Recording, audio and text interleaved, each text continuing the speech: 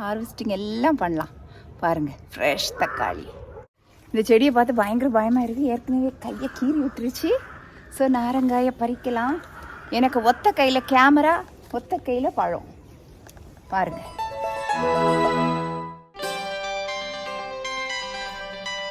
இன்னைக்கு நல்ல தரமான சம்பவம் ஒன்று நடந்துச்சு. என்னென்னா, எனக்கு மார்னிங் ஓபி கிடையாது, சாயந்தரம் தான் ஓபி. ஆனால் என் கணவருக்கு வந்து ஆக்சுவலி இந்த லைசன்ஸ் ரினியூவலுக்காக பக்கத்தில் தான் ஒரு 10 நிமிஷம் போய் வர மாதிரி போக வேண்டி இருந்தது. ஆனால் அவர் வந்து மார்னிங் வந்து நீ கிளம்பி ஓபி போயிரு அப்படின்றதுனால நானும் கடகடா குக்கிங் வேலையெல்லாம் முடித்து ட்ரெஸ் எல்லாம் பண்ணி குளித்து பாதி வழி நான் கிளினிக் போகல, ஃபோன் பண்ணுறாரு நான் வந்துட்டேன் அப்படின்ட்டு. ஸோ எனக்கு காலையில் எல்லா வேலையும் முடிஞ்சிருச்சு. மீத டைமில் சும்மா இருக்க அப்படியே எனக்கு நறுன்னு இருந்துச்சு. என்ன பண்ணலான்னு யோசித்தேன். தோட்டத்தில் நிறைய ஃப்ரூட்ஸ் எல்லாம் அறுவடை பண்ணாமல் ரொம்ப நாளாகவே பெண்டிங்லேயே போட்டிருந்தேன்னா, ஸோ வ்ளாக் எடுக்கலாம் அப்படின்னு தான் தோட்டத்தில் உட்காந்துருக்கேன். ஸோ சமையலுக்கு என்ன அப்படின்னா, இன்றைக்கி மட்டன் பிரியாணியெல்லாம் குக் பண்ணி சூப்பராக வச்சுருக்கேன். ஏன்னா குழந்தைங்க 2 பேரும் வெக்கேஷனில் வீட்டில் இருக்காங்க, நல்லா சாப்பிடணும்ல அவங்களுக்கு. ஸோ மட்டன் பிரியாணி எல்லாம் குக் பண்ணி வச்சுருக்கேன். வாங்க நமக்கு அப்படியே தோட்டத்தில் டைம் ஸ்பெண்ட் பண்ணலாம். இங்கே வந்து 2 நாரங்காய் பெருசாக காய்ச்சிருக்கு. பெரிய மெகா சைஸில் காய்ச்சிருக்கு. பறிக்கணும்னு நான் யோசித்து அப்படியே விட்டுருந்தேன் ரொம்ப நாளாக. இன்றைக்கி எப்படியும் பறிக்கணும்னு தான். பாருங்கள், நல்லா அது பழுக்க ரெடியாக இருக்குது. நாரங்காய சைஸை பாருங்கள் ஃப்ரெண்ட்ஸ்.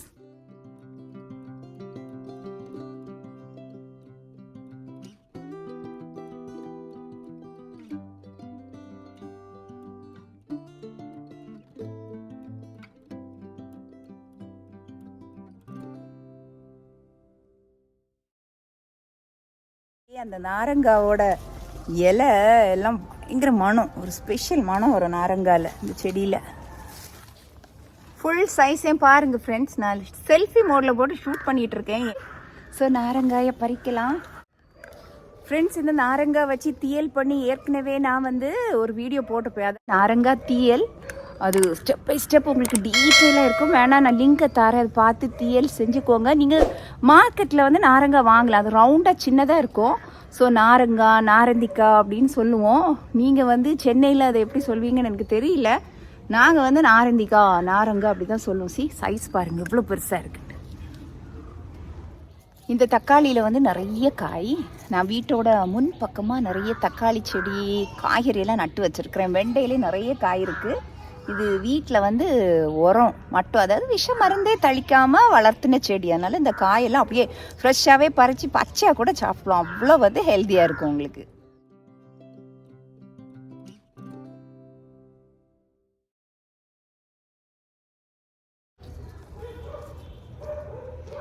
டைம் பார்த்தீங்கன்னா 12:30 நல்ல உச்சி வெயில் தாக்குது, வேர்க்க ஆரம்பிச்சு பயங்கர வெயில் தான். ஆனாலும் நம்ம இப்போ ஃப்ரீயாக இருக்கிறதுனால ஹார்வெஸ்டிங் எல்லாம் பண்ணலாம். பாருங்கள், ஃப்ரெஷ் தக்காளி.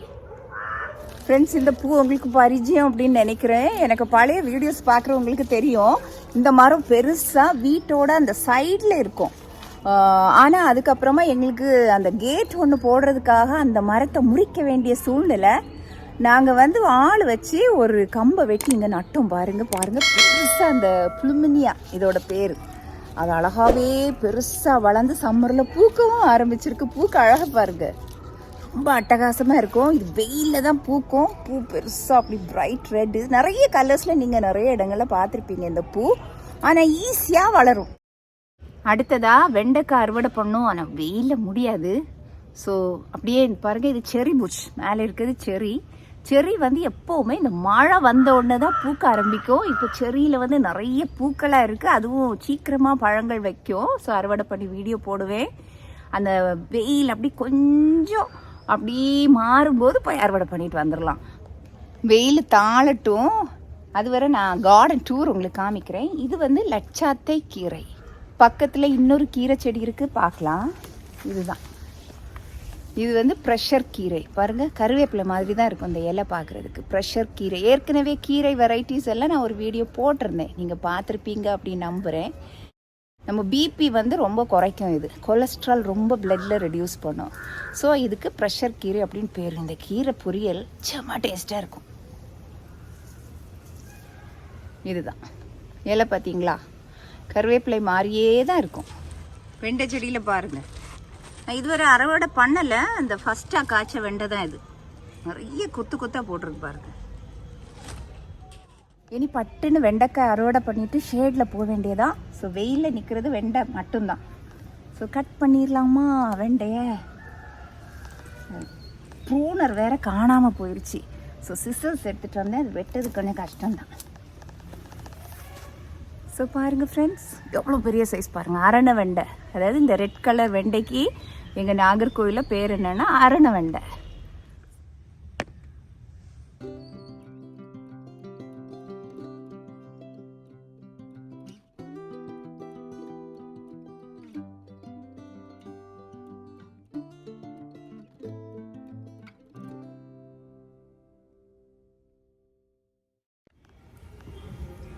வெண்டையை திருக்கி பறிக்கலாம், ஒன்றும் இல்லை. பெரிய சைஸ் பாருங்க.